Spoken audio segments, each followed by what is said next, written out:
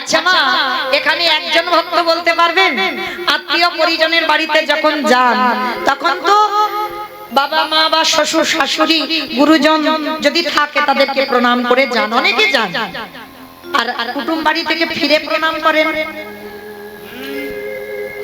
কেউ বলতে পারবে না। যাওয়ার সময় অনেকে করেন, আবার ফেরা। হরি বল। কিন্তু চৈতন্য মহাপ্রভু সমাজকে শিক্ষা দিলেন কোথাও যেতে গেলে প্রণাম, আবার ফিরে এসে প্রণাম করতে শেখো।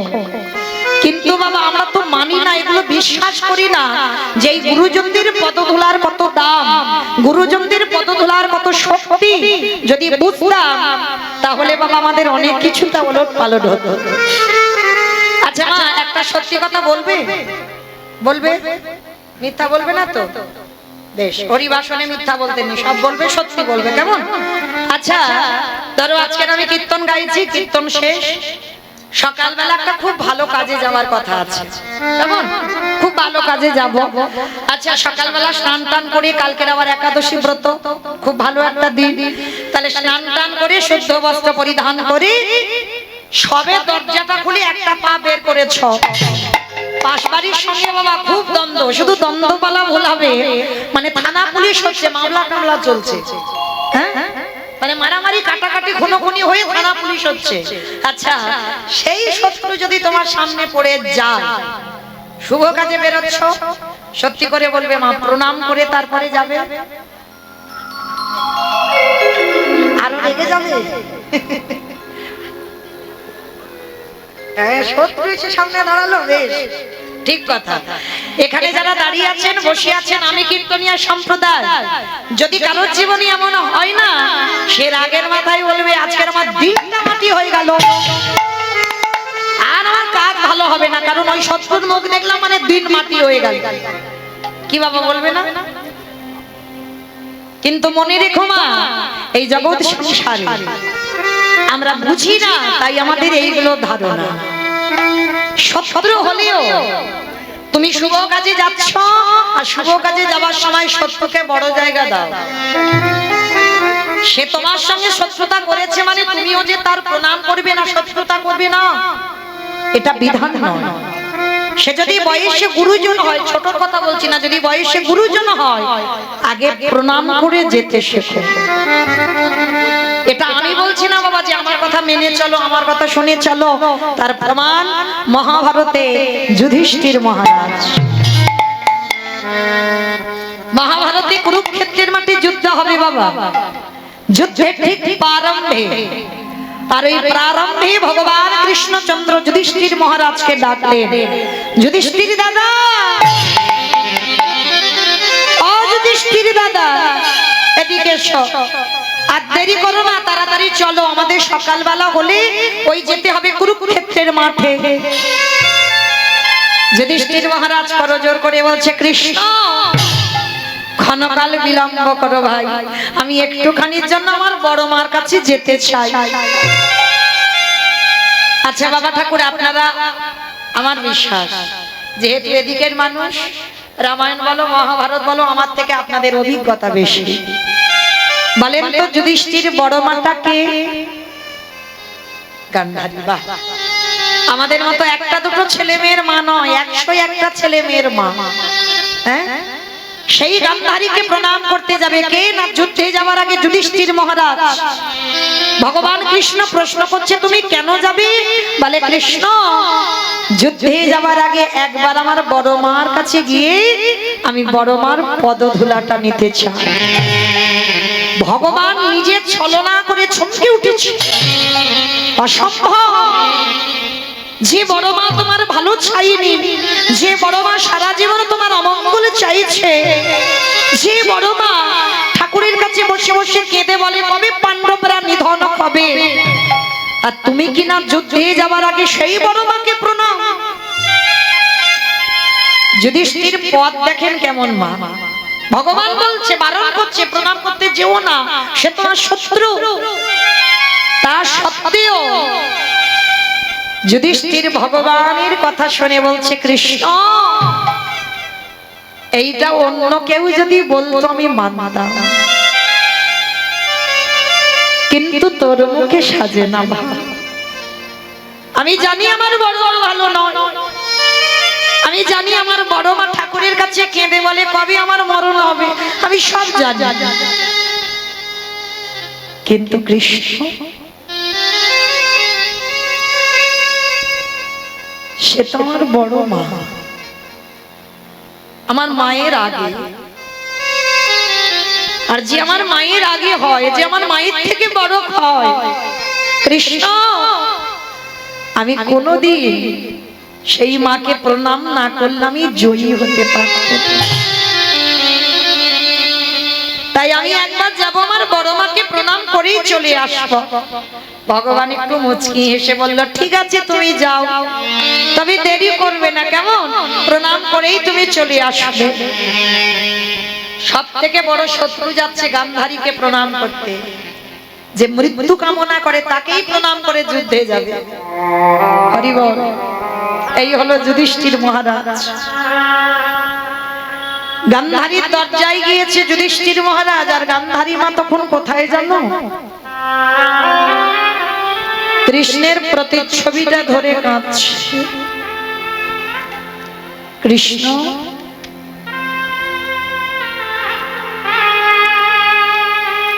পারলি না বাবা, আমার 100টা ছেলের মধ্যে তো পারতিস একটা ছেলেকে ধার্মিক করতে। কোন সন্তান জন্মেই খারাপ হয় না, তার কর্ম খারাপ করে দেয়। শুনেছি জন্মাবার পর সন্তান অমৃত সপুত্রা হয়, তার বিবেক বুদ্ধি জ্ঞান কিছু থাকে না, পরবর্তীতে তার কর্ম অনুযায়ী তার জীবন চলে। কৃষ্ণ পারলি না বাবা, আমার একটা ছেলেকে একটু ধার্মিক করে দিতে, আমার 99টা তো খারাপ করে দিতে পারতিস, কেন করলি না? আমার একটা ছেলেকে কেন ধার্মিক করলি না? হরে কৃষ্ণ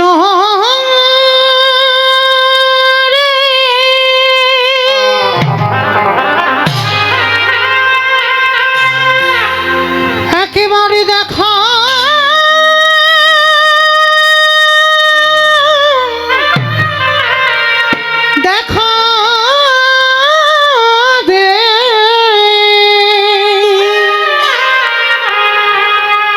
তুই নাকি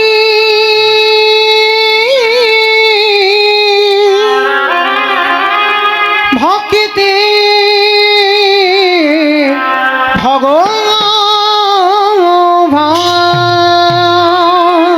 কৃষ্ণ গান্ধারী মা কাঁদছে, সেই সময় যুধিষ্ঠির ডাকছে বড় মা, বড় মা। যেই না বলেছে বড় মা, গান্ধারী বুঝতে পেরেছে যুধিষ্ঠির গলা। তাড়াতাড়ি করে চোখের জলটা মুছে দিয়ে দরজায় এসে দেখে না যুধিষ্ঠির দাঁড়িয়ে আছে। কি চাস? কেন এসেছিস? সর্বক্ষণ একটা দাম্ভিক কথা। ও দেখতে এসেছিস আমার 100টা ছেলে যুদ্ধে যাবে, আমি কত আনন্দে আছি, দেখবি বলে এসেছিস? না বড় মা, আমি তোমার কোনো কষ্ট দিতে আসিনি, আমি তোমার কোনো দুঃখ যন্ত্রণা দিতে আসিনি। যারা বাবা ধর্মকে আশ্রয় করে, জীবনে কোনোদিন কাউকে কষ্ট দিয়ে কথা বলতে যাবে না, দুঃখ দিয়ে কথা বলতে যাবে না। যুধিষ্ঠির মহারাজ করজোর করে বলছে বড় মা, আমি তোমাকে কষ্ট দিতে আসিনি, তাহলে কেন এসেছিস? আমি কেমন আনন্দে আছি দেখবি বলে এসেছিস? না না বড় মা, কাল সকালবেলা যুদ্ধে চলে যাব তো, আমরা 5 জন আর ওই ভাইরা 100 জন, তাই আজকে তোমার কাছে এলাম, একটা জিনিস চাইবো, তুমি দেবে? গান্ধারী বলছে কালকে যুদ্ধে যাবি আর আজকে আমার কাছে চাইতে এসেছিস? হ্যাঁ বড় মা, কারণ আমি তো জানি তুমি ছাড়া আমার ওটা কেউ দিতে পারবে না। বেশ, বল যদি থাকে তো দেব। আচ্ছা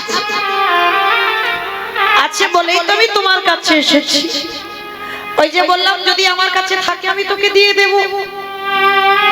না বড় মা, ওরকম করে নয়, একবার তুমি আমার মাথা ছুঁয়ে কথা দাও,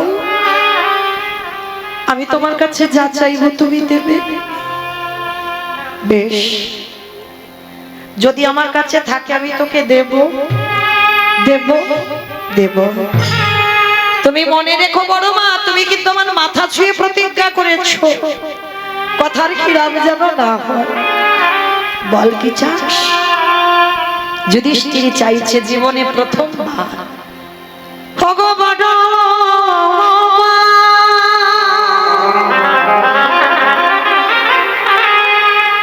তোমার চরণে আমার একটাই নিবেদন,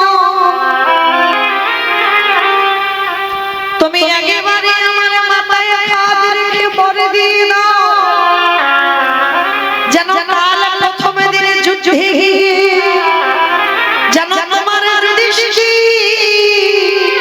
মৃত্যু হয়ে যায়। ওরে খোকা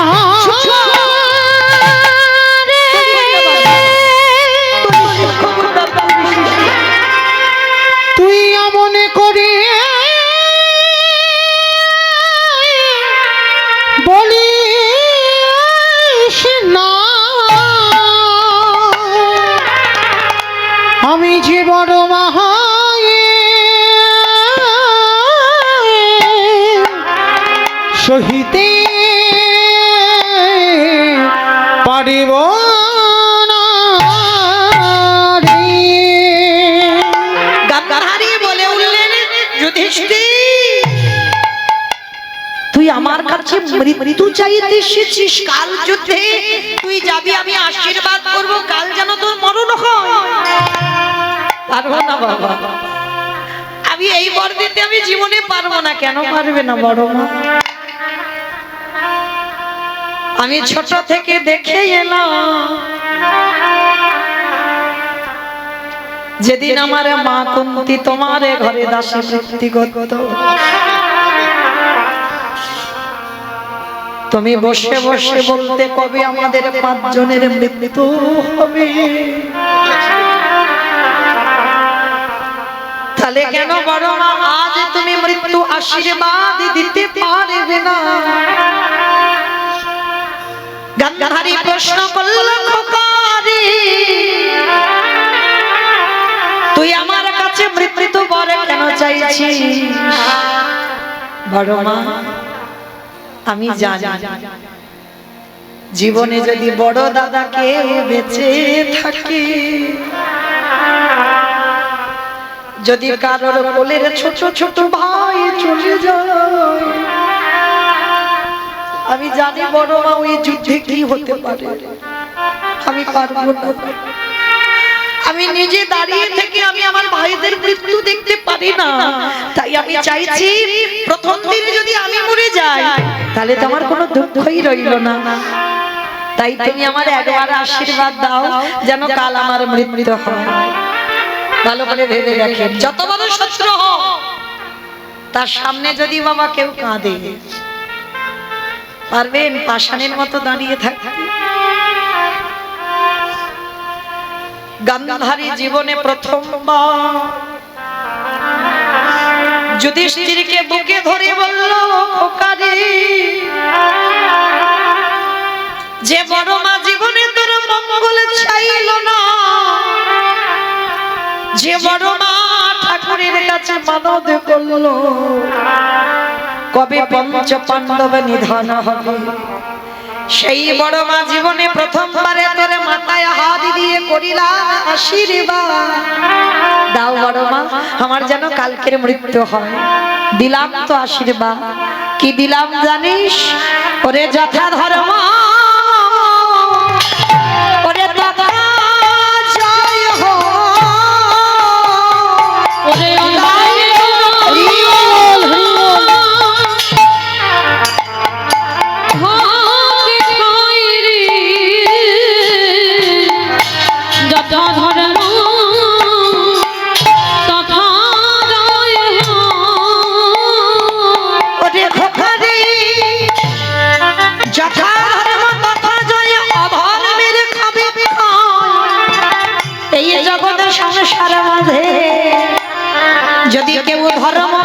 পেটে ধরে ওগো স্বয়ং ধর্ম তারে রক্ষা করে।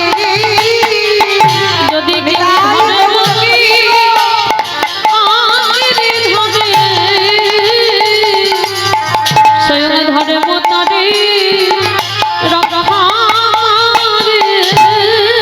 গঙ্গাধারী বলল খোপারে এই জগতে যে জন কৃষ্ণ চরণ সার করে এই পৃথিবীর মাটিতে এমন কোন বস্তু না সেই কৃষ্ণ ভক্ত রে বিনাশ করে। যে জনে কৃষ্ণ আশ্রয় করে কেউ কৃষ্ণ ভক্তকে বিনাশ করতে না রে। এ জগতের সংসারে যদি কৃষ্ণ চরণে কেউ সার করে বাবা পৃথিবীর এমন কোন বস্তু নেই যে সেই কৃষ্ণ ভক্তকে বিনাশ করতে পারবে।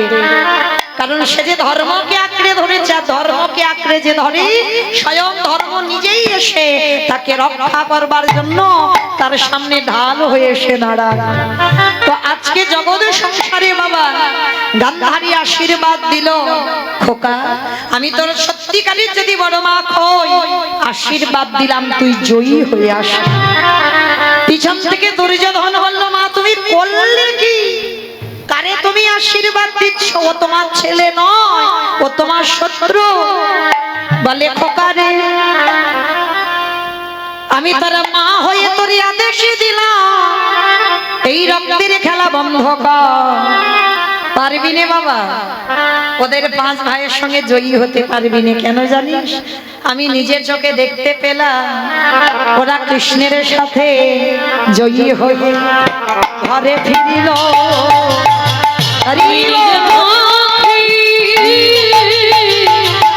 দেখতে পেলাম ওরা জয়ী হয়ে ঘরে ফিরল। তাহলে বাবা এই জায়গায় যারা যারা আমরা শুনলাম এইটুকু শুনে কি অনুভব করলেন ভালো করে ভাবতেন কৃষ্ণ স্বয়ং বর্তমান তাদের সঙ্গে আছে। কোন প্রয়োজন ছিল বাবা শত্রুর পদধূলা নেওয়ার? ভগবান সমাজকে শেখালো রামায়ণ বলো মহাভারত বলো সবটাই সমাজ শিক্ষা। সমাজকে শেখালো যে কৃষ্ণ আছে বলে তুমি যে গুরুজনদের সম্মান করবে না গুরুজনদের চরণ ধুলা নেবে না গুরুজনদের ভক্তি করবে না তাহলে বাবা তোমার কৃষ্ণ ভজন বিফল হয়ে যাবে। সব সময় মনে রাখতে হবে কৃষ্ণ সাথে থাকলেও আগে গুরুজনদের পদধূলা নিতে শেখো আর যদি নিতে পারো সকল কাজে তোমার জয় জয়কার হবেই হবে। তাই তো চৈতন্য মহাপ্রভু আজকে নবদ্বীপের এসে বাবা গড়াগড়ি দিচ্ছে কেন জানো আমায়রা চাইলে তো পাবে না কি বাবা চাইলে পাবে? যদি ধরো ভগবান দুঃখ করে এখানে এসে দাঁড়ায় সবার কাছে গিয়ে গিয়ে বলে আচ্ছা ভক্ত তোমরা একটু পাতগুলা দাও না গো আমি একটু গায়ে মাখবো কি বাবা দেবেন? কেউ দেবেন এখানে? হ্যাঁ কেন দেবে না?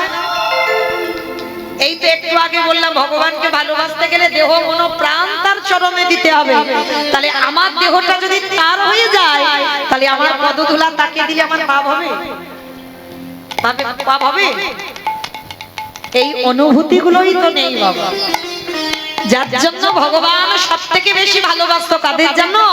বৃন্দাবনের ব্রজগোপীদের। তারাই দিয়েছিল তাদের পদধূলা কৃষ্ণের মাথায়। কেন? তারা জেনেছিল আমাদের পাদ ধুলা দিলে যদি আমার কৃষ্ণ ভালো থাকে সারা জীবন নরকে গিয়ে আমি যন্ত্রণা পাবো কিন্তু নরকে গিয়েও তো দেখবো আমার কৃষ্ণ বড় সুখে আছে।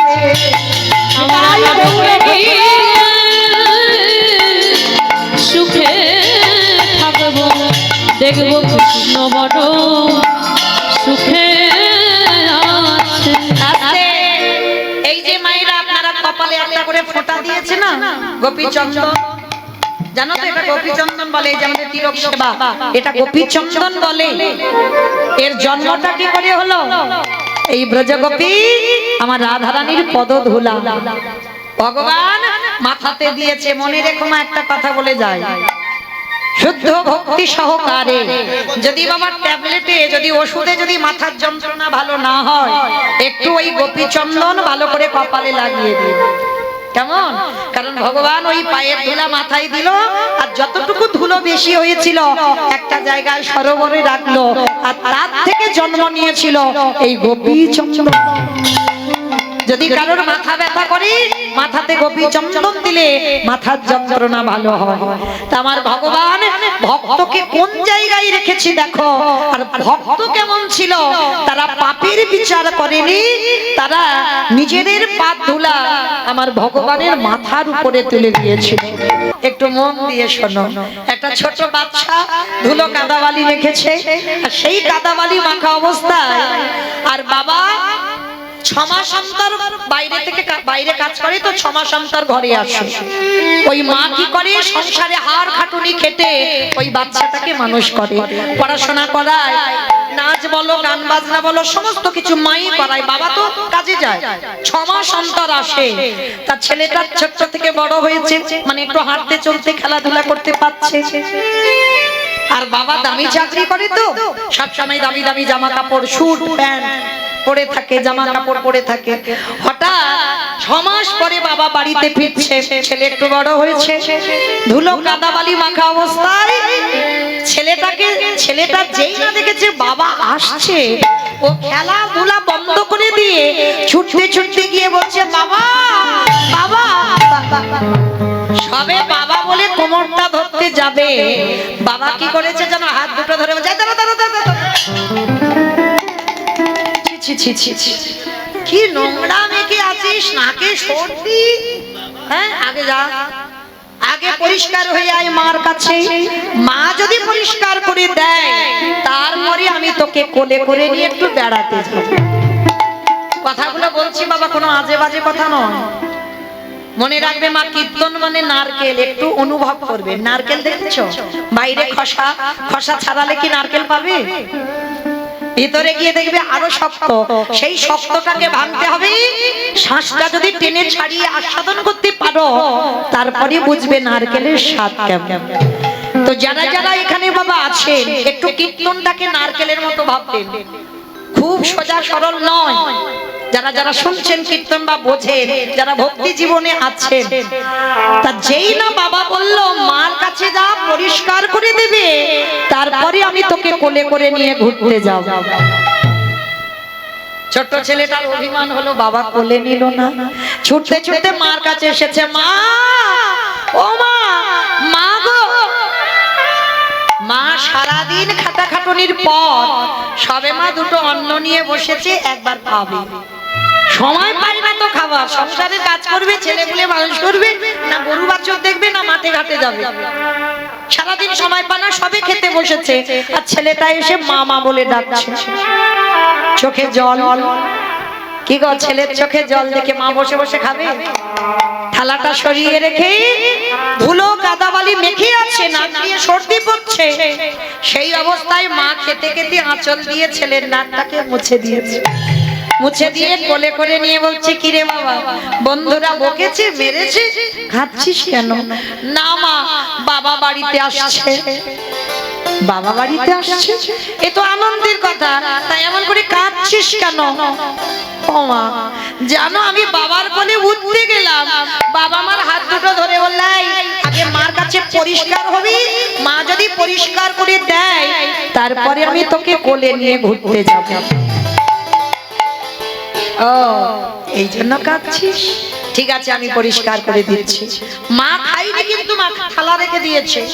সেই ছেলেকে পরিষ্কার করে বাবার কোলে দিতে, বাবা ওই স্যুট প্যান্ট পরা, দামি জামা কাপড় পরা, ওই ছেলের ধুলো কাদাবালি রেখে যাবে, আর তো লাগবে না, বড় করে কাজলের টিপ দিল, পাউডার মাখিয়ে দিল, দামি জামা কাপড় পরিয়ে দিল, বাবার কোলে নিয়ে এইবার দোকানে দোকানে ছেলেকে নিয়ে ঘুরে ঘুরে বেড়াচ্ছে।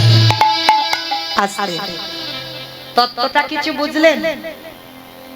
বুঝেছেন নাকি আমি গল্পটা করে গেলাম, শুধু গল্পটা শুনলেন? অনুভব, কীর্তন সোজা নয় বাবা, খুব কঠিন, একটু অনুভব করতে লাগে। ভেবে দেখেন, মা হচ্ছে গুরুদেব, পিতা হলো ভগবানের সম, বাবা হচ্ছে ভগবান, মা হচ্ছে গুরু। গুরুরূপী মায়ের কাছে যতদিন না পরিষ্কার হবে, আমার পিতারূপী ভগবান তোমাকে কোলে করে নিতে পারবে না। এটা গেল একদিকে তত্ত্ব। আর একটা কি বোঝালো না, দেখো নোংরা মেখে আছে বলে বাবা কোলে নিল না, কিন্তু মা কি বিচার করলো? মা কিন্তু সহজেই ছেলেকে কোলে জড়িয়ে ধরলো। কেন? মা যেটা পারে সেটা বাবা পারে না, কখনো হতে পারে না। মা ভালোবাসে, বাবা ভালোবাসে, কিন্তু তফাৎ। এটা বাবা কেউ রেগে যাক আর ছোটে যাক, আমার করার কিছু নাই, কিন্তু তবু আমি একজন মা হয়ে বলবো যে মায়ের ভালোবাসা বাবার ভালোবাসা অনেক তফাৎ। তবে হ্যাঁ, অপরাধ নিও না, সব মা নয়। এইটা আমারও বলা ভুল, সব মা তো মা নয়।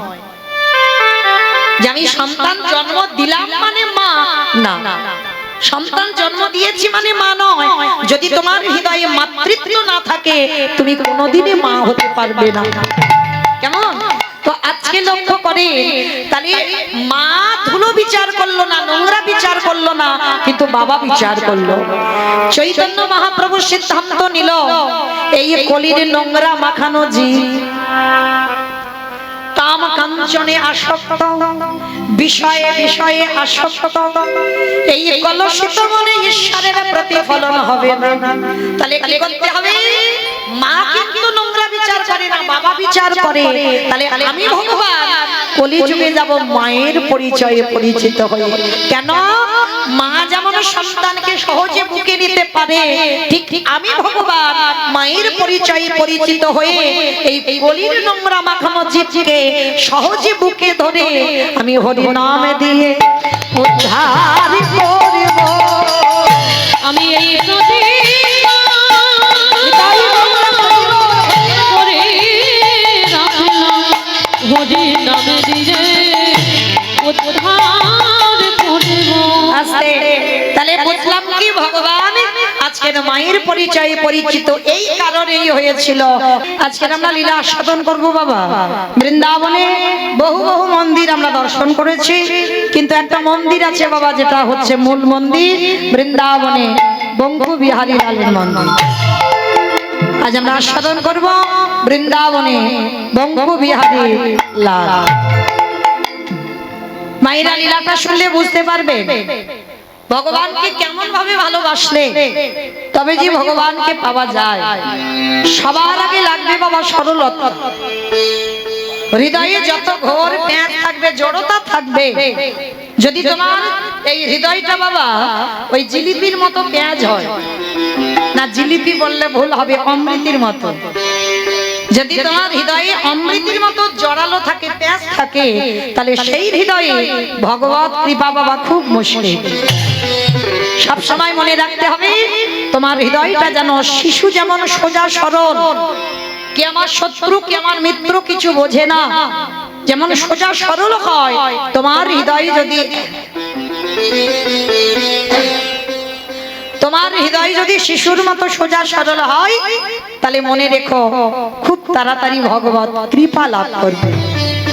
আজকে লীলাটা শুনলে বুঝতে পারবেন মা কেমন ভাবে আমার ভগবানকে ভালোবাসলে তাড়াতাড়ি ভগবত কৃপা হয়। চলেন আজকে আমরা সবাই এই বৈকুণ্ঠপুর থেকে হাঁটা শুরু করলাম। টানা উত্তরপ্রদেশ যেতে পারবো না মা, এখনকার তো টুরিস্ট বাস আছে, ট্রেন আছে, প্রাইভেট কার আছে, আমরা যেতে পারি, কিন্তু লীলাটা যখন করার কথা বলছি তখন পায়ে হেঁটে। তাহলে বৈকুণ্ঠপুর থেকে হাঁটা শুরু করলে মানে একেবারে বাবা সেই উত্তরপ্রদেশ যাওয়া সম্ভব সম্ভব নয়। তাহলে সবাই একটা জায়গায় গিয়ে বিশ্রাম নিলাম, আর সেই জায়গায় ভক্তকে নিয়ে বৃন্দাবন যাব। কেমন? তাহলে যে জায়গাটা গিয়ে বিশ্রাম নিচ্ছি সেই জায়গাটা কোথায় না, বর্ধমান কাটোয়া কাঞ্চন নগর গ্রাম। মাইরা মন দিয়ে শুনবে কেমন, বিশেষ করে গ্রাম অঞ্চলের মা তো খুব বুঝতে পারবে যে সংসার জীবনে থেকে যারা কৃষ্ণ ভক্ত হয় তাদেরকে সমাজ কি করতে পারে। আজকে লক্ষ্য করেন এই যে বর্ধমান কাটোয়া কাঞ্চন নগরে এক জনমদুখী মা বাস করতেন, যার নাম হলো মায়াবতী ঘোষ,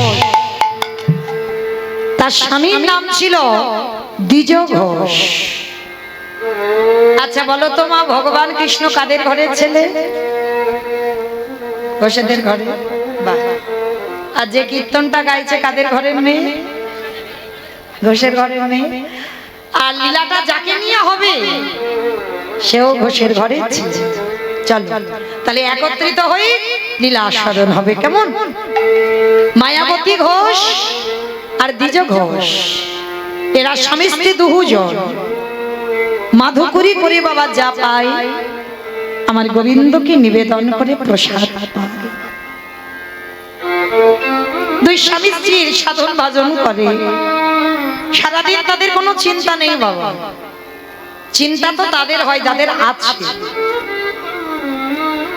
কি গো মা, এটা ভুল বললাম? যাদের আছে জায়গা জমি গাড়ি বাড়ি টাকা সম্পত্তি তাদের চিন্তা থাকে, আর যাদের কিছু থাকে না তাদের কোনো চিন্তা থাকে? তাদের একটাই চিন্তা, আমার গোবিন্দ ছোট, আর কিছু নয়। তা দ্বিজ ঘোষ আর মায়াবতী এদের তো কিছুই নেই বাবা। একটা পর্ণ কুঠির, সারাদিন মাধুকরী করে যেদিন পায় রন্ধন করে দুই লোকে গোবিন্দকে নিবেদন করে প্রসাদ পায়।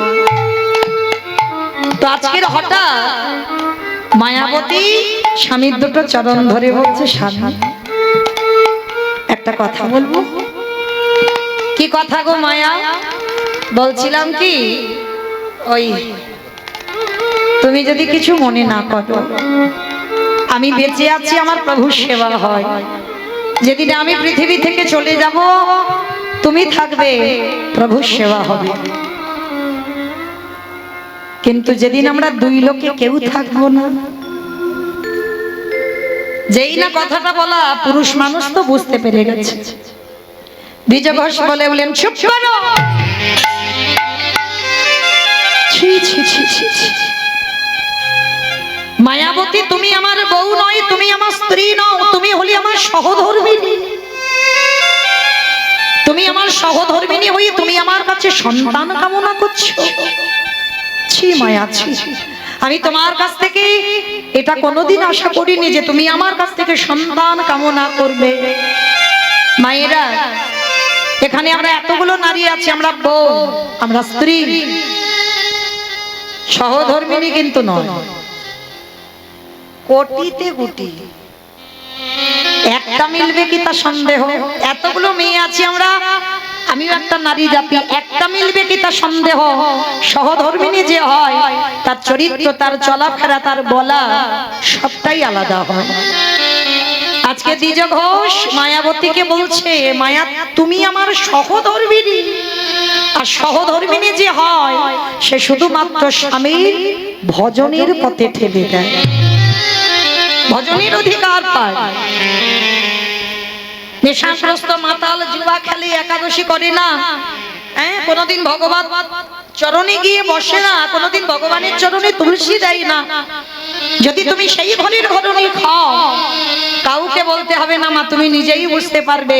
সেই স্বামীকে যদি কৃষ্ণ চরণে ঠেলে দিতে পারো, কৃষ্ণ ভজনে ঠেলে দিতে পারো, তাহলে তুমি নিজেই জানবে তুমি হয়েছ সহধর্মিণী।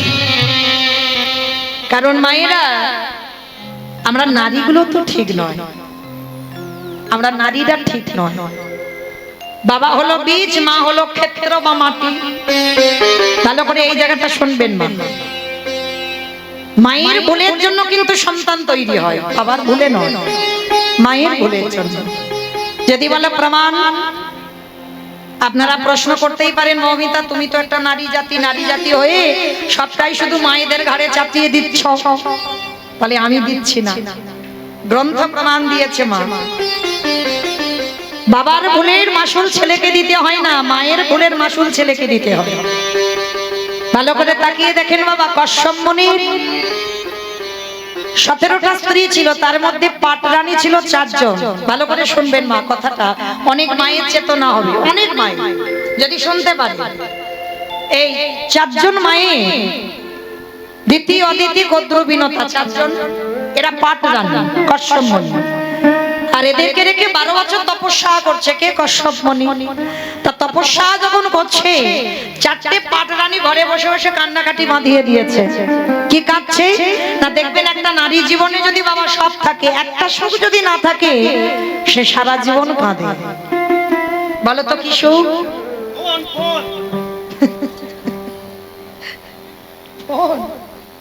আমার ফোন। তাহলে কি? মা, সন্তানের সুখ সব ঐশ্বর্য আছে বাবা, কিন্তু সন্তানের সুখ এমন একটা, এটা না থাকলে জনম দুঃখীকে কাঁদতে হয়। তা কশ্যপ মুনি তপস্যা করছে বাবা, কিছুতে তপস্যায় বসতে পারছে না, ভেঙে যাচ্ছে। কেন? 4টে পাটরানী বসে বসে কাঁদছে। তা কশ্যপ মুনি ঘরে ফিরে এসে 4জন স্ত্রীকে ডেকেছে, এই যে এদিকে এসো, কি হয়েছে তোমাদের? কিছু তো অভাব রাখেনি, তাহলে এত কান্নাকাটি কিসের? আমার ভজন নষ্ট হয়ে যাচ্ছে, আমি তপস্যায় বসতে পারছি না, আর তোমরা 4 জনে ঘরে বসে কেঁদেই যাচ্ছ। বলো কি চাও আমার কাছে? 4 জন রানী কেঁদে বলল, আমরা সন্তানের জননী হতে চাই। কশ্যপ মুনি বলল, শোনো, আমি যোগী পুরুষ, আমি কারোর ঔরসজাত সন্তান দিতে পারি না, তবে হ্যাঁ, তোমরা যখন কান্নাকাটি করছো, আমার আশীর্বাদে তোমরা মা হবে। যাও স্নান করে এসো, শুদ্ধ বস্ত্র পরিধান করে এসো, আমার আশীর্বাদে তোমরা যেমন যেমন সন্তান চাইবে তেমন তেমন সন্তান দেবে। হরি বল। প্রথমে গেছে বাবা বড় রানী অদিতি। অদিতি স্নান করে স্বামীর কাছে বসেছে, বলছে, বলো তুমি কেমন সন্তান চাও? বলে, স্বামী, সন্তান যদি দিতে হয় এমন সন্তান দিও যেন যার জন্য আমার জগৎ জোড়ার নাম ডাক হয়। জগৎ জোড়ার নাম ডাক সন্তানদের হবে, তাতে মা সুনাম হবে। বলল, তথাস্তু। তুমি আমার আশীর্বাদে তুমি ওই রকম ছেলে পাবে, তোমার গর্ভে যারা আসবে তারা সবাই হবে স্বর্গের দেবতা। দেবতাদের মা হচ্ছে অদিতি। এইবার মেজরানীকে ডেকেছে। মেজরানী কে জানো? কি নাম বললাম? দিতি। মেজরানীকে ডেকেছে, মেজরানী এইদিকে এসো। যেই না মেজরানী এসেছে মা, সে তো আগুনে জ্বলছে। কেন জানো? এক নারী আর এক নারীকে তো হিংসে করে। এটা আমার কথা না, বাস্তবে মিলিয়ে নেবেন। এক নারী আর এক নারীকে হিংসে করে, করে না? দেখবে তোমার স্বামী কলকাতায় গেছে কোনো একটা কাজে, হঠাৎ বাড়িতে এসে রাত্রিবেলা ঘুমাতে গেছে, তা বউকে ডেকে বলছে, জানো ও গিন্নি, আজকের একটা মেয়ে দেখলাম গো, কি সুন্দর তার দেখতে, কি লম্বা লম্বা মাথার চুল, আর অঙ্গের রংটা যেন সোনার মতো, তাকিয়ে থাকতে হবে। কি গো, একবার যদি বলে বউয়ের কাছে এসে, বউ কি বলবে? এলে কেন? তুমি তো তার কাছে থাকতে পারতে। কি মা, অপরাধ নিও না, বলবে না? এটা সমাজে প্রত্যেকটা নারী বলবে। কেন? একটা নারী আর একটা নারীকে হিংসে করে, যেটা একটা পুরুষ একটা পুরুষকে করে না, কিন্তু একটা নারী একটা নারীকে হিংসে করে। অদিতি যেই না চেয়ে নিয়েছে, দিতি তো রেগে গেছে। দাও, বলো তুমি কেমন ছেলে চাও? আমি আর কি নেব বলো, তুমি তো বর দিদিকে দিয়ে দিলে। আরে বাবা, বলো না তুমি কেমন ছেলে চাও? আমি তো বলেছি দেব, বলো। ঠিক আছে, যদি দিতেই হয়, আমার বর দিদির ছেলের থেকে আমার ছেলে যেন বেশি শক্তিশালী হয়। কশ্যপ মুনি আশীর্বাদ দেওয়ার আগে চমকে উঠে, এক নারীর হিংসায় জর্জরিত হয়ে আমার কাছ থেকে সন্তান চাইছে, আমার ছেলে যেন বলশালী হয়। তথাস্তু, তাই হবে। তোমার গর্ভে যারা আসবে সবাই হবে স্বর্গের অসুর। অসুরদের মা হলো দিতি। এই যে মহালয় দেখো না, যুদ্ধ হয়, এরা অন্য কেউ নয়, সব ভাই ভাই। মা গুলো আলাদা, বাবা সব একটাই, কশ্যপ। তাহলে দুটো রানী হয়ে গেল। সেজ রানীকে ডেকেছে, ও সেজ রানী, এইদিকে এসো। ওমা, এদিকে দুটো রানী হয়ে গেছে, আর 3 নম্বরের রানী তো সে একেবারে যেন আগুনে জ্বলছে। মাথার কেশ এলিয়ে দিয়েছে, পরনের বসন্ত লুটছে, এলুথেলু বেশ। কশ্যপ মুনি বলছে, বলো তোমার বর দিদি নিল, মেজ দিদি নিল, তুমি কেমন ছেলে চাও? আমি আর কি চাইবো বলো? তুমি তো বর দিদি আর মেজ দিদির মাথাটা দিয়ে দিলে, আমার ভাগে আর কিছু আছে? আরে বাবা তুমি রেগে যাচ্ছ কেন? তুমি চাও কেমন ছেলে চাও? ঠিক আছে, আমার গর্ভে যদি দিতে হয় এমনই সন্তান দাও। শুধু বড় দিদি নয়, মেজ দিদি নয়, এই গোটা পৃথিবীর মানুষ যেন আমার সন্তানকে দেখে ভয়ে থরথর করে কাঁপে। কশ্যপমণি আশীর্বাদ দেওয়ার আগে নিজেই চমকে উঠেছে। ও সেজরানী, তুমি এমন ছেলে চাইছো পৃথিবীর মানুষ ভয় পাবে, বলে হ্যাঁ ওই রকম ছেলে আমার লাগবে। কশ্যপমণি করার কিছু নেই, আশীর্বাদ দিল তোমার গর্ভে যারা আসবে তারা হবে সবাই। পৃথিবীতে যত রকমের সাপ আছে, সাপেদের মা হলো কদ্রু মা। বাবা একটা, তাহলে গন্ডগোল কাদের? মায়েদের। রেগে গেলে চটে গেলে হবে না, দোষ আমাদের।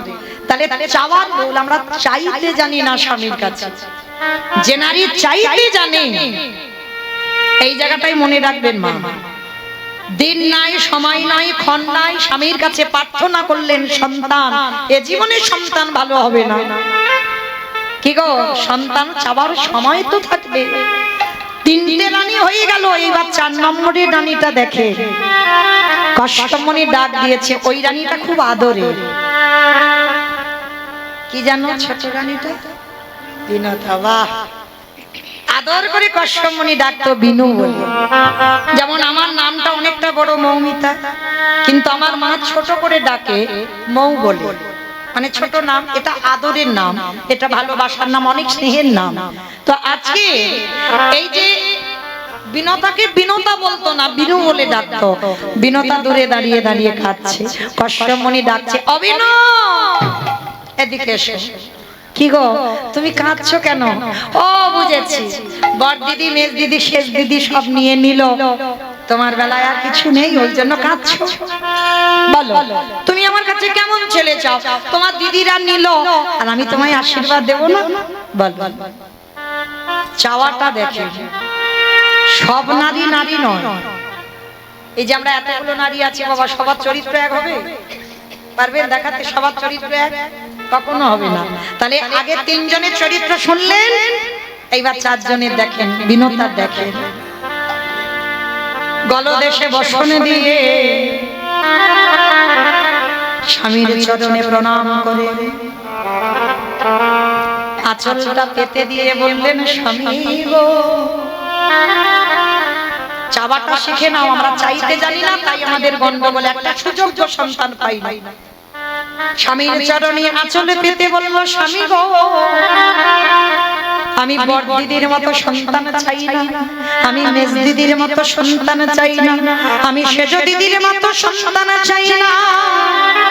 আমার গর্ভে যদি সন্তান দিতে চাও, তুমি এমন একটা সন্তান দিও আমার অন্তিম সময়ের কালে সে যেন আমার পাশে বসে হা কৃষ্ণ কৃষ্ণ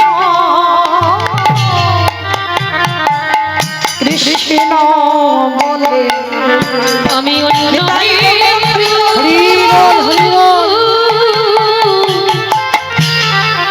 অন্য কিছু চাহি না গো, সে যেন কৃষ্ণ কৃষ্ণ কৃষ্ণ বলে। কশ্যপমণি যেই শ্রবণ করল, বিনোদাকে বুকে ধরে বলল, বিনু গো, আমি তোমার মতো সহধর্মী যেন জন্মে জন্মে পাই। আমি তোমার গর্ভে বেশি নয়, তোমার গর্ভে আমি 2টো সন্তান দেব। 2টোই হবে পাখি, একটা হবে অরুণ পাখি। এই অরুণ পাখি হলো সূর্যদেবের বাহন, অরুণ পাখি। আর একটা হবে গরুড় পাখি। এই 2টো সন্তান তুমি জন্মে দেবে। ও মাইরা, তাহলে একটা পাখি হচ্ছে সূর্যদেবের বাহন, আর একটা হচ্ছে কার বাহন? বৈকুণ্ঠপতি নারায়ণের বাহন।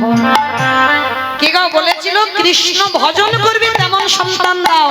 আজ এমন কশ্যপমণি আশীর্বাদ দিল, কৃষ্ণ ভজন নয়, আমার ভগবানকে কাঁধে নিয়ে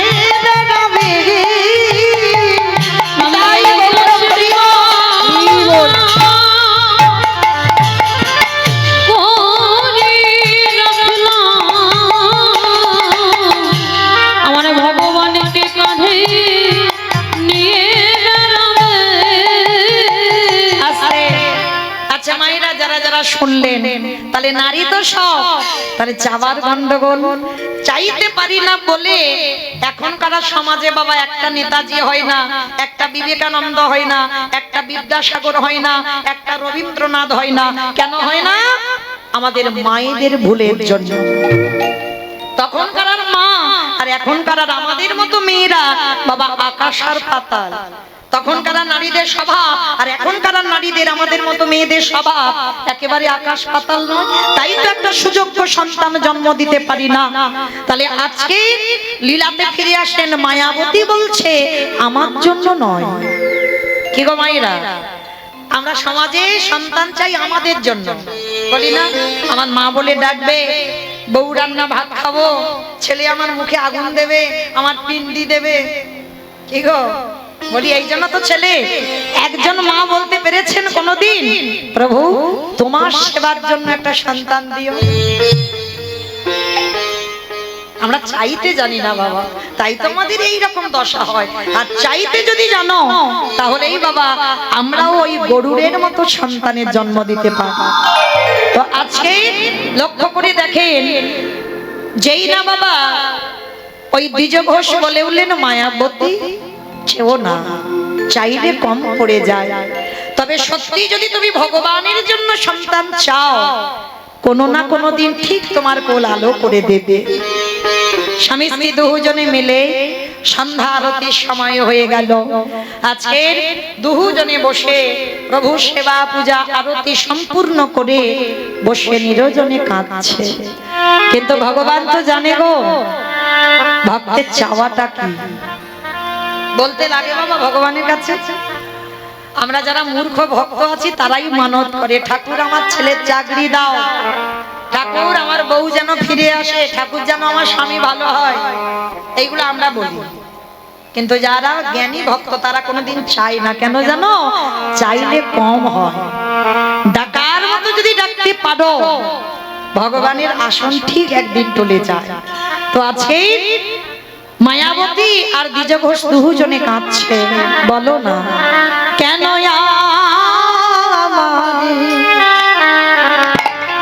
কেউ মা বাবা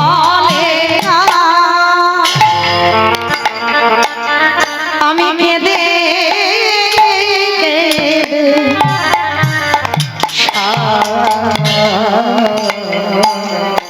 ওগো ধন রত্ন চাহি না আমি, তুমি কৃপা করো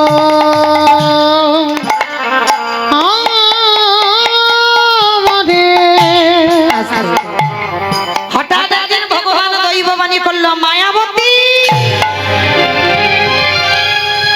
তোমার কোল আলো করে আমি একটা সন্তান দেব, কিন্তু সন্তান পাওয়ার পর তোমাকে একটা পরীক্ষা দিতে হবে। পরীক্ষা তোমার এই আদেশে লেখা আছে মায়া, সন্তান গর্ভে পাওয়ার পর সন্তানকে যদি তুমি বাঁচাতে চাও চিরজনমের মতো তোমার স্বামী মারা যাবে। আর যদি তুমি তোমার স্বামীকে বাঁচাতে চাও তোমার গর্ভের সন্তান গর্ভেই মারা যাবে। কি গো মায়েরা, নারী জীবনে তো তিনটে প্রধান, সংসার, সন্তান, স্বামী। সংসারের কথা বাদ দিলাম, স্বামী আর সন্তানের মধ্যে যারা প্রকৃত ভক্ত, মায়াবতী আজকের কেন চাইছে এইটা ভুলে যাবেন না। সন্তান চাইলো কেন? আমারও বর্তমানে আমার প্রভুর সেবা হবে, এই জন্য সন্তান চাওয়া। তা বলেন যারা হরিবাসরে বসেছেন বুঝে উত্তর দেবেন, ছেলেকে বেশি ভালোবাসেন না স্বামীকে বেশি ভালোবাসেন? বলো বলো, খুব কঠিন। ছেলেকে, এইদিকে আমার দাদা ভাইরা বলছে ছেলেকে। কি গো তোমরা জন্ম দিয়েছো বলো, নাকি বলতে পারছো না? এইটা মন ডাকা কথা হচ্ছে। আমার বাবা কেউ কেউ বলতে পারছে না, বলবো বলবো ভাবছে কিন্তু বলতে পারছে না। কেন জানো? আমি তো জানি না, চিনি না। তার স্বামী হয়তো এখানে বসে আছে, দেখছে তার বউয়ের দিকে, কি বলে দেখি। একবার যদি মৌমিতাকে বলে যে আমি স্বামী ভালোবাসি না ছেলে ভালোবাসি, তো কালকে থেকে মৌমিতার কীর্তন শোনা হবে যাবে। মায়েরা, তাহলে এখানে বসে আমি প্রথমেই বলেছি ভেবে উত্তর দিতে হবে। বেশিরভাগ মা ভেবেও যদি না দাও, বেশিরভাগ মা বাবা এখানে যদি ভোট করা যায়, বেশিরভাগ মা বলবে আমি সন্তান ভালোবাসি। তবে বাবা এখন বৈজ্ঞানিক পদ্ধতিতে তো মা হচ্ছে, যদি প্রকৃত তুমি মা হও সেই মা বলবে আমি সন্তান ভালোবাসি। কেন? সে মা জানে 10 মাস 10 দিনের বেদনাটা কেমন, সেই মা বলবে। আর যদি বাবা ভজনের দিকে যাও, আধ্যাত্মিক জগতে যাও, সে মা বলবে আমি সন্তান চাই। কেন? একদিন আমাকে পৃথিবী ছেড়ে যেতে হবে, আমার স্বামীকেও যেতে হবে, এমন সুযোগ্য সন্তান দাও আমার অবর্তমানে আমার মন্দিরে যেন একটা প্রদীপ জ্বলে। মায়াবতী এক বাক্যে এক নিঃশ্বাসে বলেছিল আমার সন্তানটাকে বাঁচাও। চমকে উঠল ভগবান, ছেলেকে এখন জন্ম দাওনি, তার প্রতি মায়া পড়েনি, স্নেহ পড়েনি, তার আগে তুমি তোমার সন্তান চাইছো কেন? দয়াময়, ওই যে বললাম এ ছেলে তো আমার জন্য নয়, আমি তোমার জন্য চেয়েছি। তাহলে তোমার জন্য চেয়ে সারা জীবনে যদি আমার বৈধব্য জ্বালা পেতে হয়, আমি এইটুকু তো জানবো আমি কষ্ট পাই আমার প্রভু সেবার জন্য একটা কৃষ্ণওয়ালা পাখি পেয়েছি। তাই দাও, তুমি আমার সন্তান দাও। ভগবান নিজেই চমকে উঠে বলল মায়াবতী ধন্য তুমি মা, কথা দিলাম তোমার এই ললাটের লিখন কেউ খণ্ডন করতে পারবে না, আমি স্বয়ং ভগবানও পারবো না। তোমার বৈধব্য জ্বালা ভোগ করতে হবে, তবে কথা দিলাম যতদিন তোমার গর্ভে সন্তানকে লুকিয়ে রাখবে ততদিন তোমার স্বামী জীবিত থাকবে, আর যেদিন তোমার গর্ভ প্রকাশ সেই দিন তোমার স্বামী মৃত্যু হবে।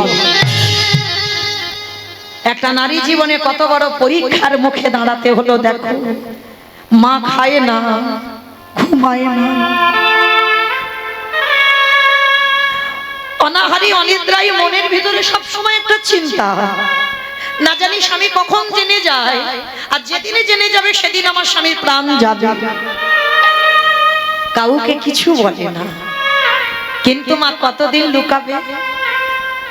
আমরা নারী জাতি, আমরা মা, আমরা জানি প্রকাশ তো পাবে। বুঝতে পারলো হঠাৎ ভর দুপুর বেলা দ্বিজ ঘোষ বুঝতে পেরে অনুভব করে মায়াবতীকে জিজ্ঞেস করলো, মায়া এত আনন্দের কথা, এত সুখের কথা আমার বলার প্রয়োজন মনে করলে না? যখনই স্বামী জেনে গেল মায়াবতী ঢুকরে কাঁদছে।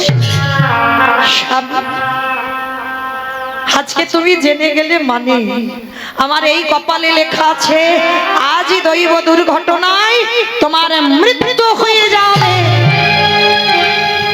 কথাটা বলা শেষ, হঠাৎ অজানা জ্বর এসে দ্বিজ ঘোষের শরীরে প্রবেশ। কে গো মায়েরা, মৃত্যু তো দরজায় দাঁড়িয়ে আছে গো, সবার দরজায় দাঁড়িয়ে আছে। কখন যে কার ঘরে হঠাৎ করে ঢুকে পড়বে না কেউ জানে না। আর যারা কৃষ্ণ ভক্ত হয় বাবা মৃত্যুকে ভয় পায় না, কারণ আমার দেহটার বিনাশ হবে, আমিটা তো মরবো না। কে গো, আমিটা মরবো? আমিটা কিন্তু মৌমিতা নয়।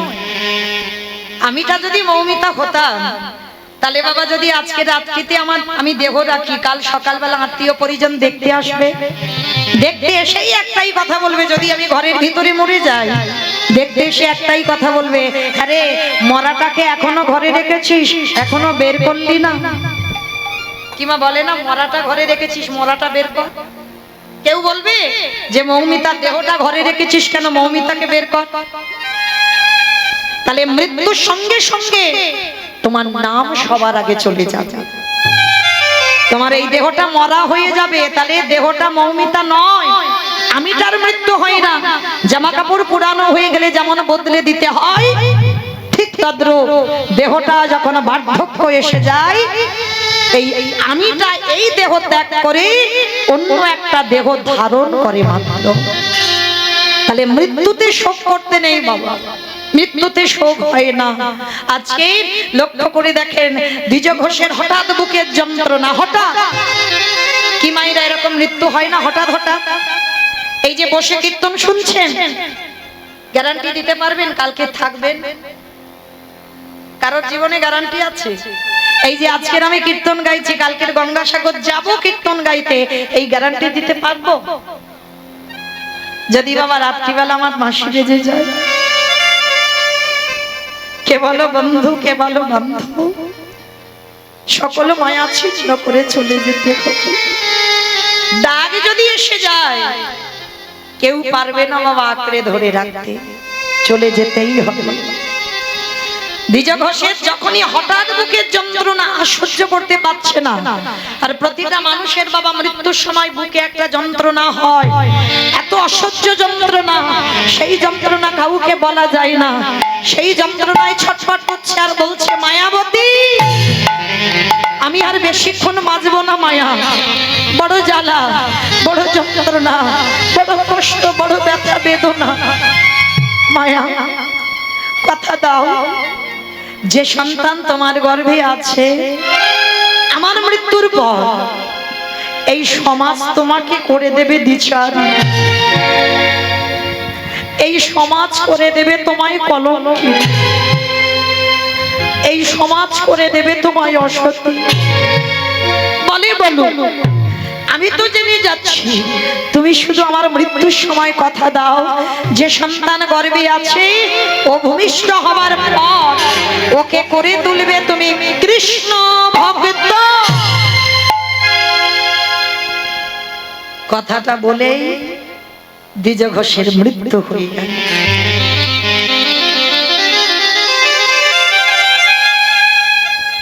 গ্রামের লোকজনেরা খবর পেল বাবা, সবাই ছুটে এলো দ্বিজ ঘোষের বাড়িতে। সবাই এসে একটাই কথা, মায়াবতীর দিকে আঙুল তুলে বলল, তুই দ্বিচারিণী, তুই কলঙ্কিনী, তুই অসতী, তোর গর্ভে পাপের কথা শুনেই তো তোর স্বামীটা মরল, তাহলে স্বামীটার প্রাণ নিলি, এবার যে গর্ভে আছে তারও প্রাণ নিবি। যারা কৃষ্ণ ভক্ত হয় বাবা, তারা কোনোদিন প্রতিবাদ করে না। সবাই দ্বিচারিণী কলঙ্কিনী বলছে না, স্বামীর মরা মাথাটা কোলে রেখে বলছে, দয়াময় তোমায় ভালোবাসলে বুঝি কলঙ্কিনী হতে হয়? তোমায় ভালোবাসলে বুঝি দ্বিচারিণী হতে হয়? বলো না, তোমায় ভালোবাসলাম বলে এই সমাজ আমায় কলঙ্কিনী করে দিল। ওগো দয়াময়,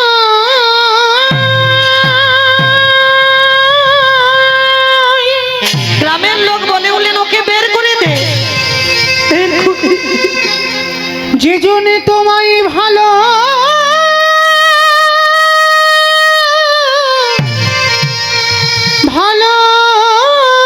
ভালোবাসে,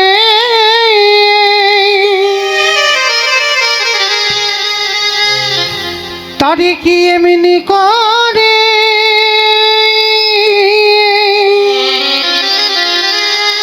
করিতে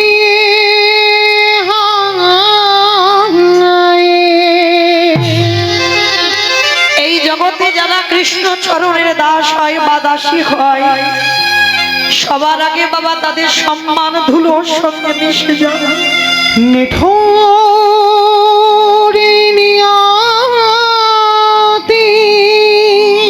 কোনদিন বলিনি তো তোমার কাছে সুখ দাও, দিয়েছ আমায়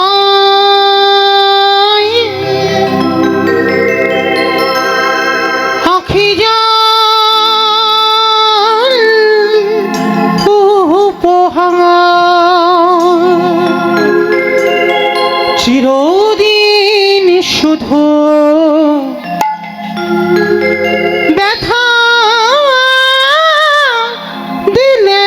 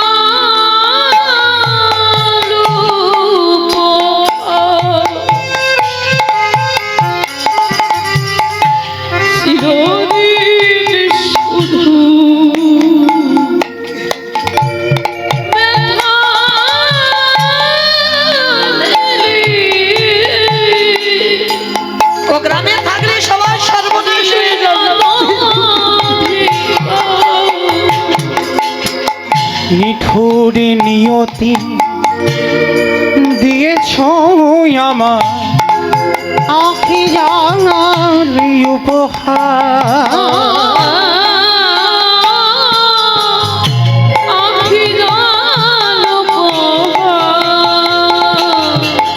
ব্যথা দিয়ে তুমি যদি সুখ পাও, যত ব্যথা প্রভু তুমি আমায় দিয়ে যাও। ব্যথা দিয়ে যদি সুখ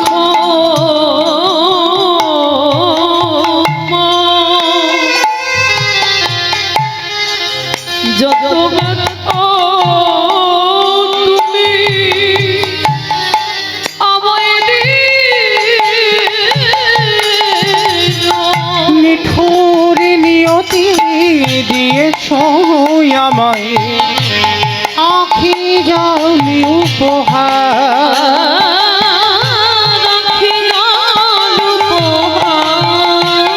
নিতাই গৌর প্রেমানন্দে হরি বল হরি বল হরি বল। তুমি কেড়ে নিও না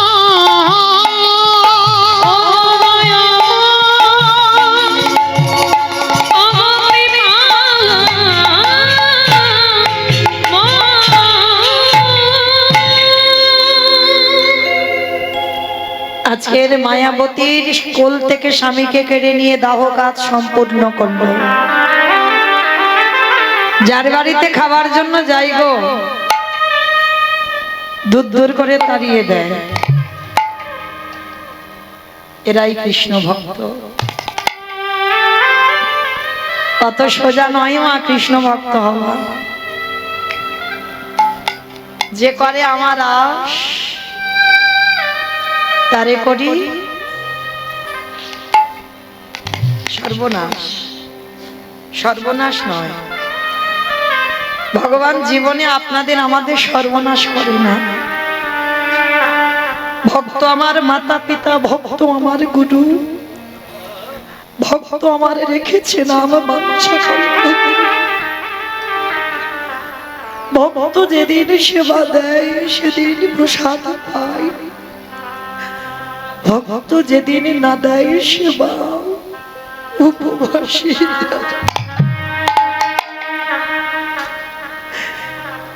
এটা যদি ভগবান বলে তাহলে ভগবান কি করে পারে বাবা ভক্তের সর্বনাশ? আমরা কীর্তনিয়ারা বলছি ভুল। যে করে আমার আশ তারে করি সর্বনাশ। কোন নাশের কথা বললো বাবা? আত্মীয় পরিজন বন্ধু বান্ধব জায়গা জমি গাড়ি বাড়ি টাকা পয়সা সম্পত্তি সব একে একে কেড়ে নেবে। তোমাকে একা হতে হবে। শুধু একা নয়, তোমাকে নিরজন জায়গা খুঁজতে হবে, তবেই হবে তুমি কৃষ্ণ চরণের দাস।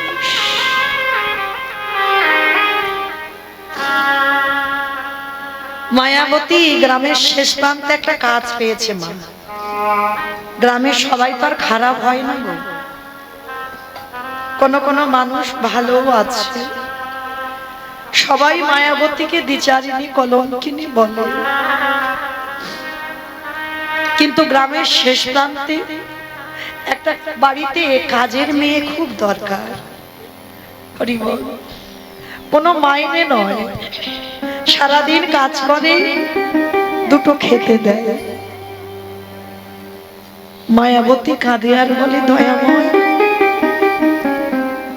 দুঃখ দাও, কষ্ট দাও, ব্যথা দাও, যন্ত্রণা দাও, সব দাও, সহ্য করবার মতো শক্তিটুকু পিছু দিও।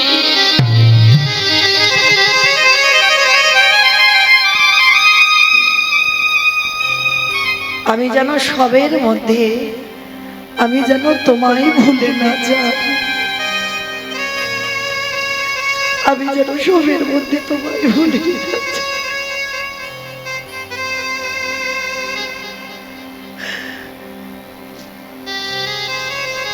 এইভাবে চলতে চলতে সারাদিন সকাল থেকে সন্ধ্যা পর্যন্ত কাজ করে। এইভাবে চলতে চলতে 10 মাস 10 দিন পর কোল আলো করে ফুটফুটে একটা পুত্র সন্তান এলো। আদর করে মামার তার নাম রেখেছিল বিহারীলাল। বিহারীকে ঘরে রেখে মা যায় কাজে, আর মা যা খাবার আনে মা ছেলে দুজনে ভাগাভাগি করে খায়। ও মায়েরা, প্রকৃত মা কেমন জানো? মা জানে আমার পেটে খিদে, তবু কিন্তু মা জানে ছেলেটার ওইটুকু খাবার খেলে হবে না। মা ইচ্ছে করে বলে, বাবা আজকের আমার খিদে নেই, বাবা তুই আজকের খেয়ে নে। মা কি করে? ছেলেকে খাইয়ে দেয়। মা কত রাত জল খেয়ে কাটিয়ে দেয়। আজকের এমন একটা দিন না, ছেলের মুখে কিছু খাবার তুলে দেবে, কিছু পাইনি। ছোট্ট বিহারীলালের তখন 5 বছর বয়স। মার গলাটা জড়িয়ে ধরে বলছে, ও মা, ও মা, বড্ড খিদে পেয়েছে, একটু খেতে দেবে মা? বলেন তো মা, সন্তান যদি মার গলা জড়িয়ে ধরে বলে মা খিদে পেয়েছে, আর মা যদি দিতে না পারে, এর থেকে কষ্ট আর পৃথিবীতে কিছু আছে? আর সব সময় মনে রাখবে মা, বাবার কাছে সন্তান বড় হয়, কিন্তু মায়েদের কাছে নয়। ছোটটি থাকে, ছেলে যত বড় হয়ে যাক দেখবেন মায়ের কোলের কাছে থাকলে সেই মনে হয় সেই ছোটটি হয়ে আছে। ছেলেটা কি করেছে? মা বলছে, বাবা একটা কাজ কর, আজকে দিনটা তুই একটু জল খেয়ে কাটিয়ে দে। ও মা, সকাল থেকে তো জল খেয়ে আছি, কত জল খাবো মা, দাও না, বড্ড খিদে, পেটটা জ্বলছে। মা তো জানে কারোর বাড়ি গেলে কিছু পাবো না। মা কি করেছে? ছেলেটাকে কোলের কাছে নিয়ে একটু মাথাতে হাত বুলিয়ে দিয়েছে। এই বাৎসল্য প্রেমটা এমন, সন্তানকে কোলের কাছে নিয়ে বাবা যত কষ্ট হোক, সন্তানের যত দুঃখ হোক, যদি একটু বাবা ওই মায়ের মা পাশে থেকে সন্তানের মাথায় যদি একবার হাত বুলিয়ে দেয়, সন্তান ঘুমিয়ে পড়ে। আর যেই না ঘুমিয়ে পড়েছে, সঙ্গে সঙ্গে ওই মা মনে মনে ভাবছে, আমি আর জীবন রাখবো না, কারণ আমি আছি বলে আমার ছেলেটার কষ্ট। কিন্তু আমি যদি চিরজনমের মতো চলে যাই, ওই একদিন কাঁদবে, 2 দিন কাঁদবে, 3 দিন কাঁদবে, 1 সপ্তাহ, 1 মাস, তারপরে ও ঠিক ভুলে যাবে। তাই আমি থাকবো না, আমি আছি বলে ওর জীবনে এত কষ্ট। ছেলেটাকে ঘুম পাড়িয়ে রেখে ভগবানের কাছে গিয়ে কাঁদে আর বলে, প্রভু আমার বিহারীকে রেখে যাচ্ছি তোমার কাছে, আমি বিদায় নেব চিরজনমের মতো। ওই গঙ্গার জলে আমি প্রাণ ত্যাগ করে দেব, কারণ আমি জানি সকালবেলা গ্রামের লোক যখন খবর পাবে যে মায়াবতী জলে ডুবে মারা গেছে, সবাই আমার ছেলেটাকে খেতে দেবে। আমি মরে গিয়ে তো দেখতে পাবো আমার ছেলেটা খাবারের কষ্ট পাচ্ছে। আর যে ছেলের বাবা মা কেউ থাকে না, অনাথ মনে করে অনেকে খেতে দেয়। মা এই মন্তব্য করে ভগবানের কাছে বলে সবে একটা পা বের করেছে। ওই ঘুমন্ত ছেলে বিহারী উঠে পিছন থেকে এসে মার কোমরটা জড়িয়ে ধরেছে। মা, মা, মা তুমি কোথায় চলে যাচ্ছ? তুমি কোথায় চলে যাচ্ছ আমায় না বলে? আমি কথা দিচ্ছি মা, আমি জীবনে তোমার কাছে খেতে চাইবো না, আমি জীবনে বলবো না মা আমার খিদে পেয়েছে, আমি জীবনে বলবো না আমায় খেতে দাও, জীবনে শুধু তুমি কথা দাও তুমি আমায় ছেড়ে চলে যাবে না। মা বলে উঠলো, বেশ কথা দিলাম বাবা, যতদিন দেহে প্রাণ থাকবে ততদিন আমি তোর কাছে থাকবো। ছোট্ট ছেলে মার ধরে বলছো, মামা একটা কথা বলবো, কৃষ্ণ পারে না আমাদের একটু বড় লোক করে দিতে? সঙ্গে সঙ্গে মা মুখটা চেপে ধরে বলছে, চুপ কর, চুপ কর, খবরদার বাবা, খবরদার, জীবনে জীবনে বাবা বড় লোক হতে চাস না। বড় লোক হলে যে কৃষ্ণ ভুলে যায়, বড় লোক হলে কৃষ্ণ ভুলে যায়। যতদিন দিনহীন পথের ভিখারি কাঙাল থাকবি, ততদিন আমার কৃষ্ণকে ভালোবাসতে পারবি। আর যেই আমার ভগবান একতলা, দুতলা, তিনতলা, চারতলা পাথর সেটিং করা ঘর, কোন ব্যাংকে কত টাকা রাখছো তুমি খেয়াল পাচ্ছ না, কোথায় কত টাকা রেখেছো তোমার খেয়াল নেই। ভগবান বলে না মা, দিয়ে ধন বুঝে মন ধরে নিতে কতক্ষণ। আর দেখবেন বাবা, এটা বাস্তব, যদি তোমার একটু অর্থ হয়ে যায়, তোমার টাকা সম্পত্তি হয়ে যায়, তুমি যদি নিজে থেকে নাও করো, তোমার হৃদয়ে একটা অহংকার আসে। ভগবান তখন হাসিয়ার মনে মনে করে, হায় রে, এ ছিল কি আরে হলো কি।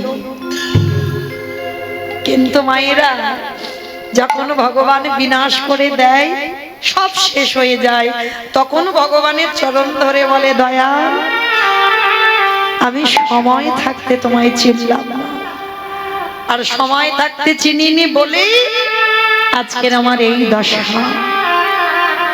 সবাইকে আমি বলে যাব, মা, ভগবানের কাছে যদি কোনোদিন কিছু চাইতে হয়, একটা জিনিস চাইবে।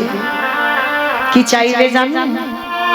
আমি বলছি না, বিজয় সরকারের একটা গান আছে বাবা, গানের ভাষাগুলো কেমন বলেছে দেখেন।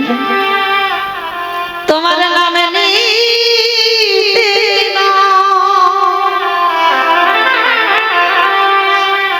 নয়ন ঝরে,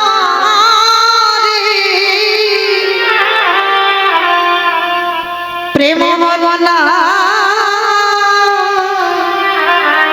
ভেসে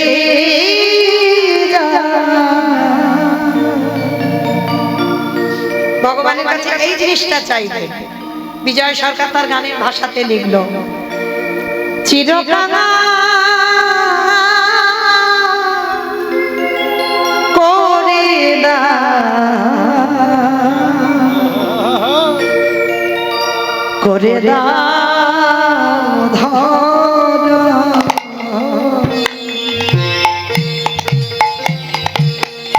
তোমার নাম নিতে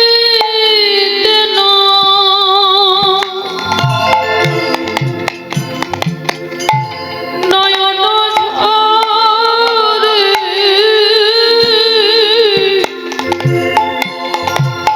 প্রেম বন্যা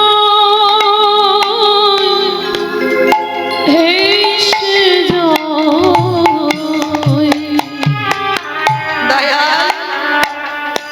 চিরকাল আমি তোমার কাছে কিছু চাই না বাবা, কিছু চাই না।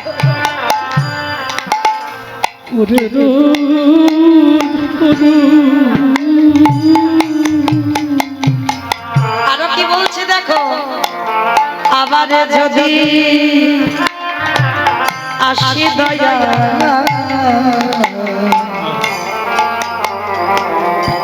এ ভব সংসারে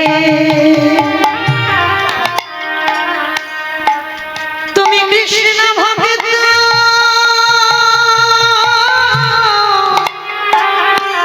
মায়ের গর্ভে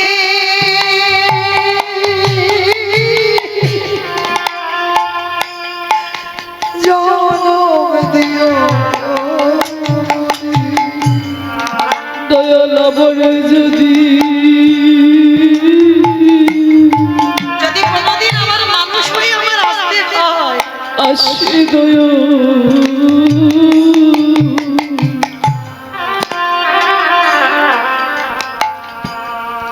এ ভব সরি যেন কৃষ্ণ ভক্তি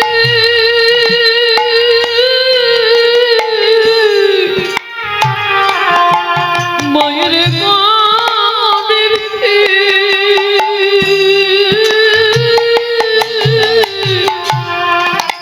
জন্ম দিও মনে সেদিন মুচি হয়ে আমি সচি না সেদিন মুচি হয়ে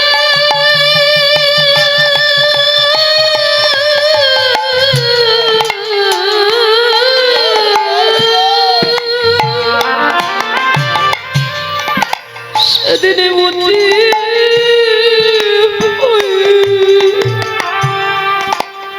আমি সুচি হব আমার মন যদি রাগি চিরকাল ওরে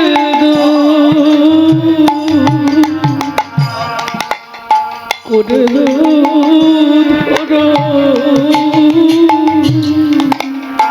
কামনাবা সোনা ছেড়ে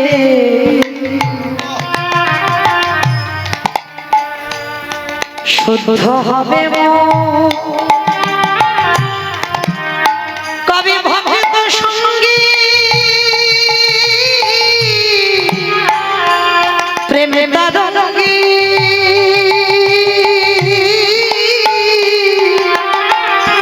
আমি যাব মধুর বৃন্দাবন ওই কামন আমার বিষয় বৈভব থেকে তুমি মুক্ত করে দাও বাসনা ছেড়ে কবে শুদ্ধ হবে ওই ভগত সঙ্গী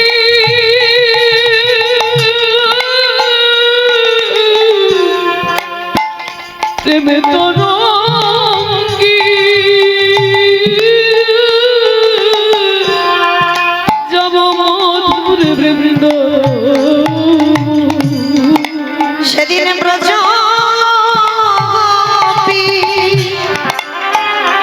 সঙ্গে মিশে সেদিন ব্রজ তাই হরি বল হরি বল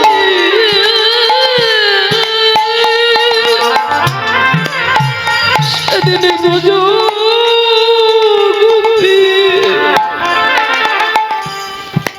সঙ্গে মিশে ভগবতের পদ ধুলা মাটি চিরকাল তাই হরি বল হরি বল করে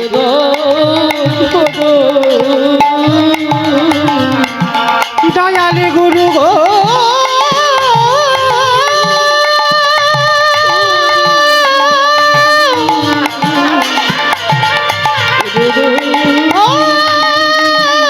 গুরু গো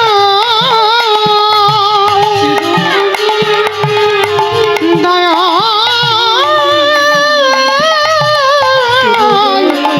গুরু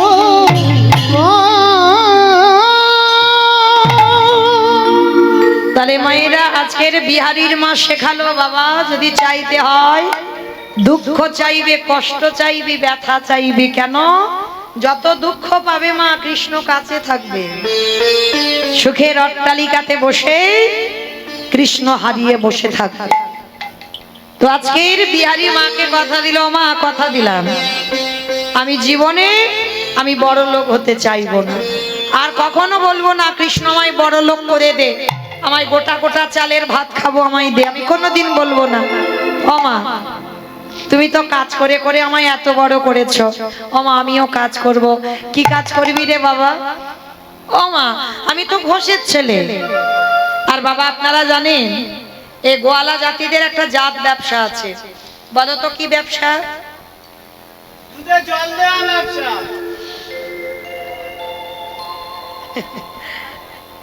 মানে ওইটা আমাকেই বললো, বুঝতে পারছো না? না আমার বাবা দেয় না, কারণ ও একটা ছানার ব্যবসা তো, দিলে কি আর না দিলে কি, হিসাব বাবা দুধের তো হবে না, হিসাব ছানার হবে। তাহলে দিলে কি হবে, লাভটা কি হবে? লাভটা তো কিছু হবে না। যদি হ্যাঁ দুধ বিক্রি হতো তাহলে জল দিলে লাভ হতো, কিন্তু ছানা যেহেতু তাহলে মূল বস্তুটা তো হিসেব হবে। ওই জন্য বললাম আমার বাবা দেয় না। তো যাই হোক, কিন্তু মা দেয় না বলা ভুল, ও যত বড় গোয়ালা হোক একটু না একটু দুধে জল দেবে, ওটা ওদের অভ্যাস। হ্যাঁ স্বীকার করলাম। যখন ওই অনেক এই যে শিবরাত্রি গেল, কত কত তো ওই খুচরো দুধ বাবা বিক্রি করে, ও কত জল দেয় তার ঠিক নেই। ও মাইরা, তো যাই হোক, কিন্তু বাবা বিচার তো এখানে হবে না, বিচার ওইদিকে হবে। আমি কি বিচারের মালিক? যে বিচারের মালিক সে দাড়ি পাল্লা ধরে ঠিক বসে আছে। কিন্তু বাবা এগুলো হিসেব রাখতে হবে। আমি দাম দিচ্ছি তোমায় ন্যায্য দাম। শুধু গোয়ালা বলে নয়, গোয়ালা ছাড়াও বাবা অনেকে গ্রামাঞ্চলে দুধ বিক্রি করে, করে না? দেখবেন তারা গোয়ালা নয় কিন্তু দুধ বিক্রি করে। কিন্তু মনে রাখতে হবে মা, যারা যারা যদি কেউ এখানে থাকো দুধ দুধ বিক্রি করো, জল দিও না, পায়ে ধরে বলে যাচ্ছি দিও না। কেন দিও না বলছি? কারণ সে তো ন্যায্য দামটা দিচ্ছে বাবা, অপরাধ তুমি করছো। দরজা বন্ধ করে দুধে জল দিচ্ছ, কিন্তু কেউ দেখতে পাচ্ছে না, যে দেখবার মালিক ঠিক দেখতে পাচ্ছে। হিসাব সময় মতো ঘরে পৌঁছে যাবে। হ্যাঁ, তাহলে আজকে বিহারি বলছে মা আমি তো ঘোষের ছেলে, আর এই ঘোষেরা বাবা এরা অন্য কোনো কাজকর্ম না পারুক, এরা গরুর কাজ ভালো পারে। আজকের বিহারি গেছে একটা বড় লোকের বাড়িতে, বাবুজি ও বাবুজি, আমার মা লোকের বাড়ি কাজ করে করে আমায় এত বড় করেছে, তোমার গোয়ালে অনেক গরু আছে, আমায় দেবে চড়াতে? তা বিহারীকে বলছে বেশ, তোর মার দুঃখ মোচন করতে এসেছিস, শোন 1 মাস গরু চড়াবি, তোকে 4 আনা মাইনে দেব, মানে 25 পয়সা। আর এই 25 পয়সার বাবা তখন অনেক মূল্য ছিল, এখনকার লীলা তো নয়। তা বিহারী বলছে ঠিক আছে বাবু, ওই 25 পয়সায় আমি কাজ করব। এই গোয়ালে 6টা গরু আছে, তুই চড়া। লীলার পাশে ভাবুক বলছে মূর্খ, 6টা গরু যদি ও চড়াবে তোর বাড়ি আসবে কেন? কি গো মাইরা, কাদের কাদের বাড়িতে গরু নেই একবার হাত তোলো তো দেখি, যে বাড়িতে গরু নেই। গরু নেই? তোমার নেই? কার কার নেই একবার তোলো। লজ্জায় তুলবে না? বেশ। কিন্তু মাইরা যে কজন হাত তুললেন তারা হয়তো গরুগুলো নিয়ে হয়তো বসে আছে। এটাই কীর্তন। আমি প্রথমে বলেছি মানে নারকেল, একটু ভিতরে যাও। আমি বাহ্যিক জগতের কোনো গরুর কথা বললাম না। গরু নেই? গরু আছে, গরু নিয়ে বসে আছো। ভগবান 6টা গরু পাঠিয়ে দিয়েছে বাবা, কাম ক্রোধ লোভ মোহ মদ মাশ্চর্য, এই তো 6টা গরুর বশীভূত আমরা। ভগবান বলছি ভক্তি জীবনে যেতে গেলে বাবা 6টা গরুগুলোকে নিম্নমুখী করতে হবে, কেউ যেন মাথা তুলে দাঁড়াতে না পারে। সবকটাকে নিম্নমুখী করো, কেউ যেন মাথা না তোলে। তবে খবরদার যেন মেরে দিও না, মানে কাম ক্রোধ লোভ মোহ মদ মাশ্চর্য সব মেরে দিলে হবে না, মানে জায়গায় চালাতে হবে, কিন্তু সবকটাকে মাথা নিচু করে দাও, কেউ যেন মাথা তুলে না দাঁড়ায়। তা আজকে বিহারী বলছে বাবু আমি 6টা পারবো না, আমি ওই 2-3টে পারবো। বলে ঠিক আছে তাই চড়া।